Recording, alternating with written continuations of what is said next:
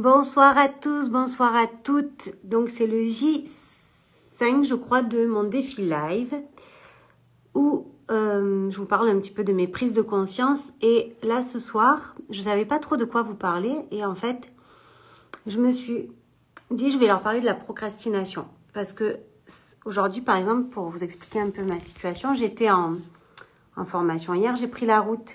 Coucou tout le monde, aujourd'hui pour rentrer chez moi. J'avais un super rendez-vous, donc quand je suis arrivée, j'ai même pas eu le temps de manger. J'ai attaqué mon rendez-vous qui a duré de 14h30 à 16h30 à peu près. Et après, il fallait que je cherche des papiers, des trucs que je déteste.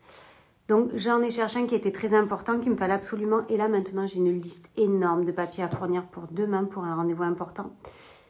Et en fait, ça fait 2 heures que je brasse de l'air, que je fais des papouilles à mon chat, que je n'ai pas vu pendant 4 jours. Et je me disais, ben, quand on n'a pas envie de faire des choses, puis c'est des papiers que je n'ai pas envie de chercher. Je sais où ils sont, je pense savoir où ils sont, mais je n'ai pas du tout envie.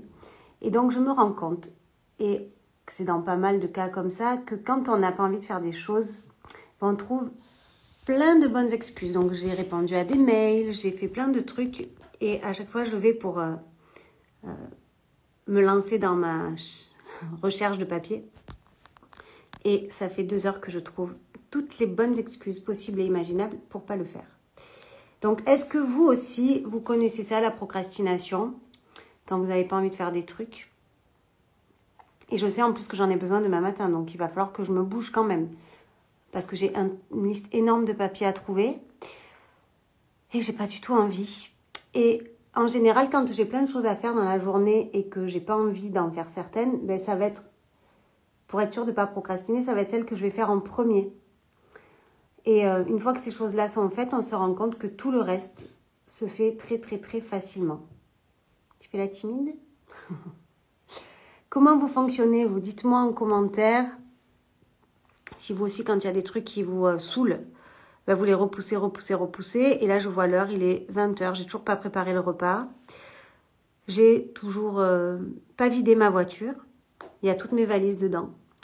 J'ai emmené avec moi que les petits bijoux que j'ai achetés aujourd'hui chez ma petite Fanette Concept Store.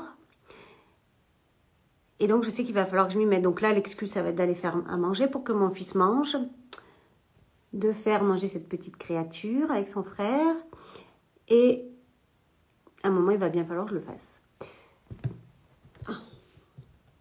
Donc, dites-moi, vous, en commentaire, si vous procrastinez aussi. Oups là, pardon. Donc voilà. Mais en général, j'arrive à faire les choses. Mais là, c'est vraiment quelque chose d'inconfortable pour moi. Tous ces papiers qu'il faut que j'aille chercher, ça va vraiment me challenger. Donc, le petit tips pour pas procrastiner, surtout quand on a plein de choses à faire, c'est de commencer par ce qu'on déteste, parce qu'on n'a pas envie de faire, pour que tout le reste semble léger.